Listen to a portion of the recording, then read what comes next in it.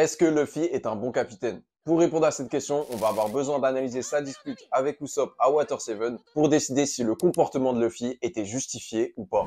Avant même le début de cette dispute, Luffy est sous pression. Le Wogmeri est très important pour lui et ça a été dur de prendre la décision de s'en séparer. Et à ce moment-là, c'est clair qu'il se sent coupable de ce qui arrive au Wogmeri. Et donc t'as Luffy qui ressent toutes ses émotions par rapport à la décision qu'il est en train de prendre. C'est dur, mais il le fait quand même parce que c'est le capitaine. Il prend sa responsabilité de capitaine. Et ça explique pourquoi Luffy s'énerve aussi vite lorsque Usopp commence à remettre en question sa décision sans savoir pourquoi il l'a prise. Et on voit même ça directement dans le dialogue puisqu'il dit à Usopp: est-ce que tu crois que j'ai pris cette décision de gaieté de cœur? Et au moment où il dit que le Wogmeri est irréparable, si tu regardes bien le visage de Luffy, t'as l'impression que ça lui a fait mal de prononcer ces mots. Comme si il n'avait pas dit ça avant à Usopp parce qu'il veut pas le reconnaître en fait. Et donc là, logiquement, ça devrait être réglé. Le bateau est irréparable. Y a rien à dire. On est obligé de changer de bateau. Et Luffy l'a dit à Usopp. Et si Usopp avait réussi à prendre du recul et à regarder la situation objectivement, le pire aurait été évité. Mais comme je l'explique dans ma précédente vidéo, malheureusement, à cause de son complexe d'infériorité, il en est incapable. Ce qui fait que la discussion n'avance plus et lorsqu'il remet en question son attachement au Wogmeri, c'est la goutte de trop pour Luffy et il craque. Donc est-ce que le comportement de Luffy envers Usopp à ce moment-là, il est compréhensible?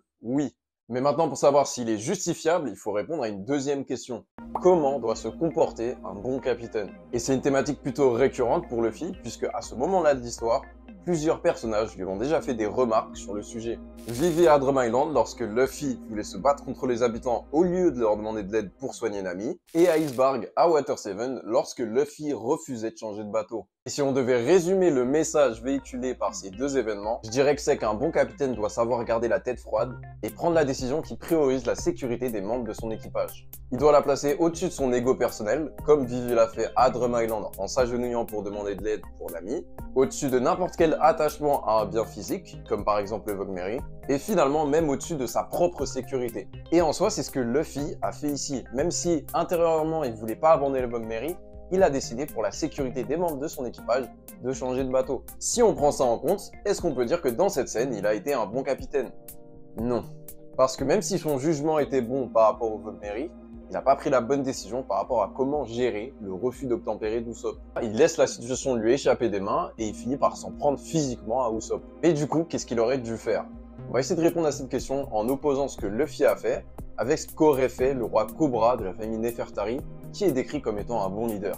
Déjà pour commencer, si Cobra s'était rendu compte qu'une décision devait être prise qui allait impacter la vie de tous ses sujets, de tout son peuple, avant même de prendre une décision, il les aurait informés de la situation. Maintenant, si son peuple était constitué de seulement une dizaine de personnes, comme l'équipage de Luffy, il serait sûrement assis autour d'une table et il aurait discuté avec eux pour savoir quelle était la meilleure décision à prendre. L'idée ici, c'est que tu ne peux pas les exclure de la discussion, tu ne peux pas les exclure du processus de prise de décision, puisqu'en fait, ça les impacte autant que ça t'impacte toi. Maintenant, dans le cas où il aurait été obligé de prendre une décision rapidement et qu'il n'ait pas pu informer son peuple en amont, ce qu'il aurait fait, c'est qu'après coup, il aurait fait un discours, il aurait dit: voilà, je suis vraiment désolé, j'ai été obligé de prendre une décision rapidement, j'ai pas pu vous prévenir, la situation, voilà ce qu'elle était.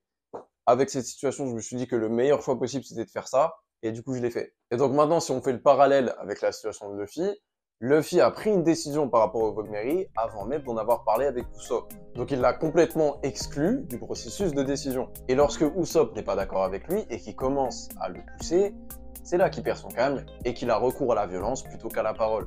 Maintenant, imaginons que Cobra se retrouve dans la situation où Usopp n'est pas d'accord avec lui. Qu'est-ce qu'il aurait fait? Il aurait commencé par écouter son argument, qui est qu'on ne peut pas faire confiance au charpentier, et au lieu de juste dire: voilà, t'as tort et c'est moi qui ai raison, il aurait dit: ok, bah tu sais quoi, peut-être que tu as raison, on va aller parler avec d'autres charpentiers. Ou alors il aurait dit: tu sais quoi, viens avec moi, on va leur reparler, ils vont t'expliquer, comme ça tu vois avec eux s'ils ont raison. Parce que j'avoue, moi je m'y connais pas beaucoup, tu t'y connais mieux en bateau que moi, Usopp. Et là tout d'un coup, il aurait plus besoin de se battre contre Usopp. Il aurait plus besoin de le forcer à accepter sa décision. Parce qu'objectivement, ce qu'il lui fallait à Usopp, c'est juste du temps. Il savait déjà que le Wogmeri était cassé. Il lui fallait juste le temps d'accepter ce fait. Et du coup, au lieu de le forcer à essayer d'accepter ça alors qu'il n'est pas encore prêt, le roi Cobra, il lui aurait donné exactement ce dont il avait besoin. Du temps.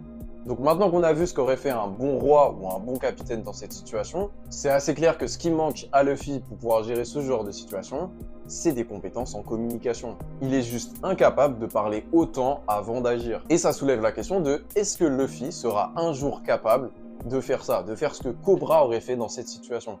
Et je pense pas que ça soit le cas. Je pense que jamais il pourra gérer ce genre de situation. Parce qu'il est tout simplement pas écrit de la même manière que Cobra, Vivi ou Dalton. Il ne pourra jamais débattre avec ses hommes et prendre une décision de groupe. Tout le but du personnage de Luffy, c'est d'avoir la volonté nécessaire pour accomplir n'importe quelle décision qu'il a envie d'accomplir. Donc quand il décide d'abattre un ennemi, que ce soit Katakuri, Doflamingo, etc., etc., ce genre de schéma, ça marche super bien, tu vois. Il prend la décision d'abattre Katakuri, et il a la volonté nécessaire pour accomplir sa décision, c'est-à-dire abattre Katakuri.